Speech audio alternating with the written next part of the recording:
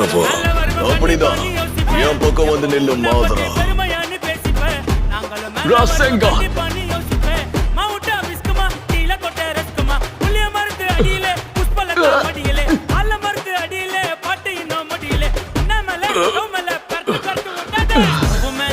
என்ன காரியம் பண்ணிட்ட என்ன பண்ணிக்கிட்டு இருக்க நீ இதுக்கு மேல என்ன ஏமாற்ற முடியாது மாதரா நான் உன்னோட அடையாளத்தை வச்சு எல்லாரையும் ஏமாற்ற வரைக்கும் இதுக்கு மேல இருக்க விரும்புறேன்